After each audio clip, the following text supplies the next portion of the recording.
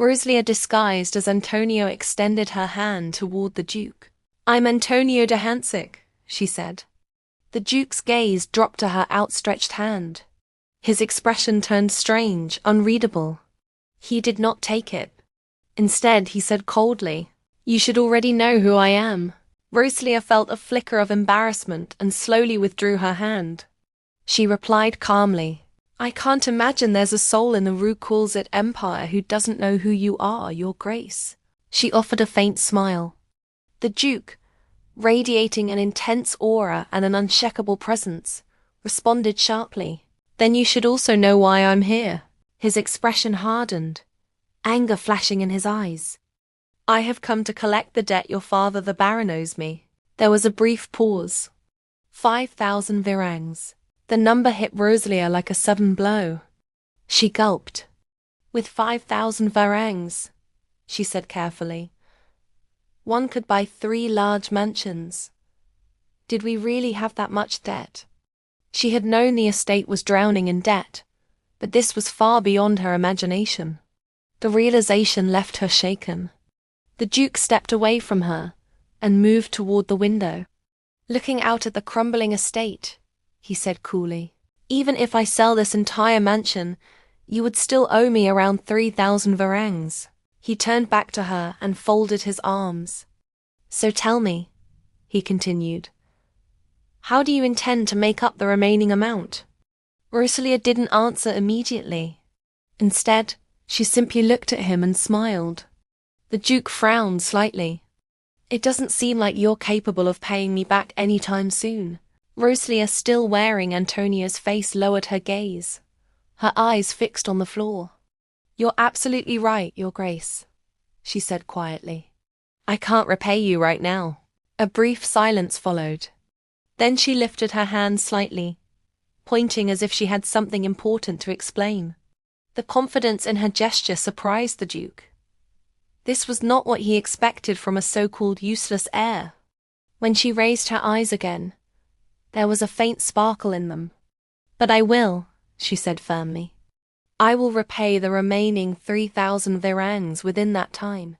Her voice was steady, certain. For the first time since arriving, the Duke looked at her with clear interest.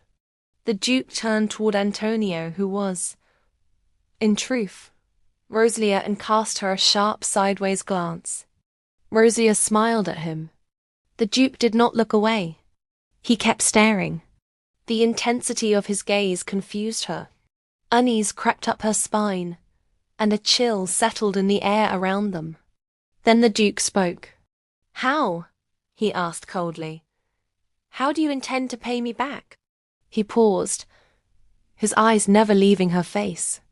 "You dropped out of the academy." Roselia smiled again, this time with a hint of embarrassment. A tiny bead of sweat slid down her cheek. The Duke continued mercilessly, "You are capable of very little, and I've heard you're a drunkard who wastes money." Roselia's smile didn't fade. He's not wrong, she thought. My brother truly is nothing more than a hopeless loser. But her thoughts sharpened. That's where he's wrong about me. I haven't been wasting my life away in back alleys. I have a weapon. She lifted her gaze and said aloud, "I have a plan." The Duke responded with a single unimpressed sound.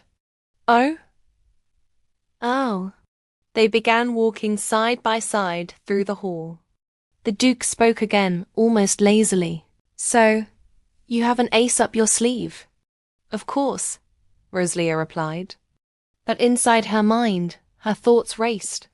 "My weapon is knowledge. Knowledge from the novel. I know things that haven't happened yet." She thought of the Menestone mine, a discovery that would surface half a year from now. She thought of a ship laden with treasures, long sunk and forgotten. But the easiest path of all is art. Her thoughts drifted. The Crown Princess, the female protagonist, has a deep obsession with art. Roselia imagined her clearly.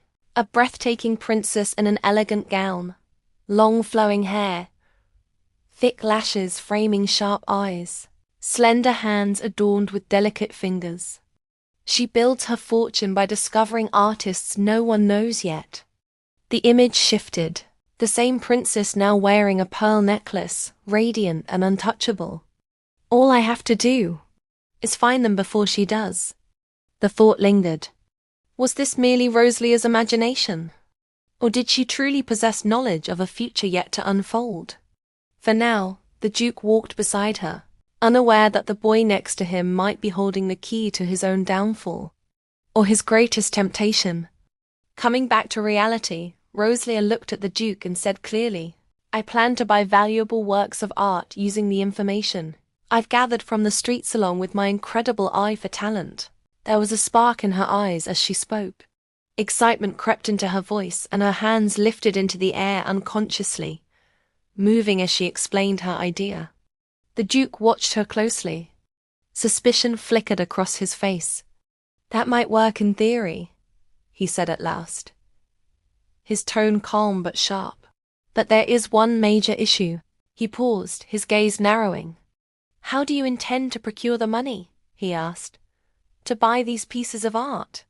The question hung heavily between them, cutting straight through her confidence. Cheekily, Roselia said. A very good question, Your Grace.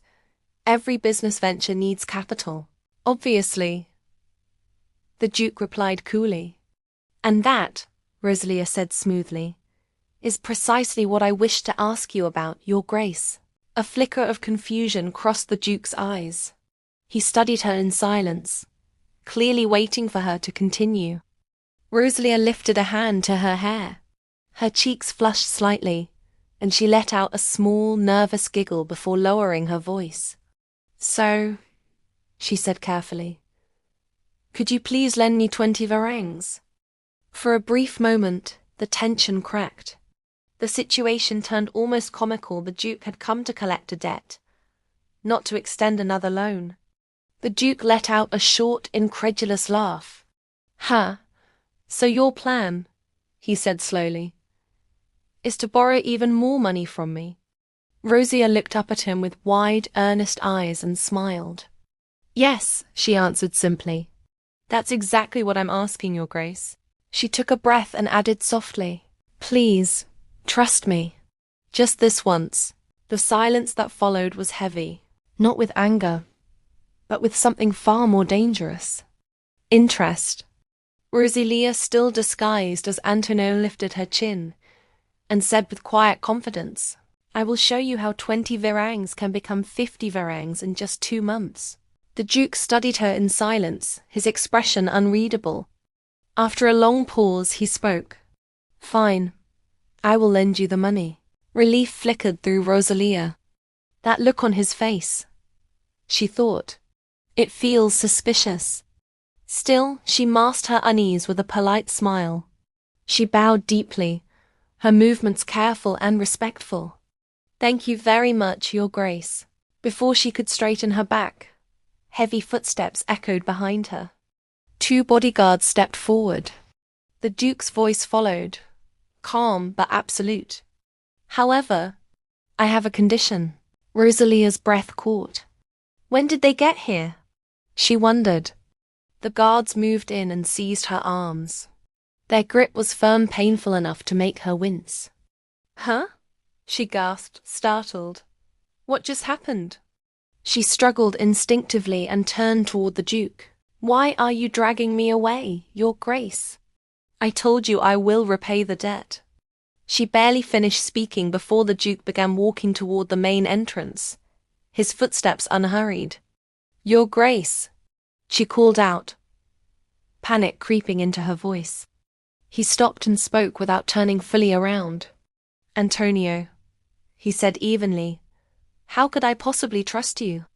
His tone remained composed, almost detached. What if you simply spout nonsense and then disappear? Roselia clenched her jaw. He's right, she admitted bitterly. That's exactly the image my brother has left behind. Still, she twisted against the guard's hold. Didn't I give you my word? She insisted. You can trust me, swear. I believe you intend to repay me, the Duke replied coolly. But where do you plan to stay while earning that money after I sell this mansion? The words struck her like a sudden blow. She froze. She hadn't considered that at all. Huh? Slipped from her lips. As the guards dragged her forward, the Duke spoke again. I'll trust you this once, Antonio. He turned and fixed her with a sharp, penetrating gaze. But you will remain where I can watch you until the debt is fully paid. His voice lowered. You are bound to me until you are free of what you owe. Then he delivered the final sentence. You are my servant now. Roselia struggled weakly. Come on. How is that fair? The Duke didn't hesitate. Because I said so. With that, he stepped outside, the heavy doors closing behind him. Roselia's strength finally gave out.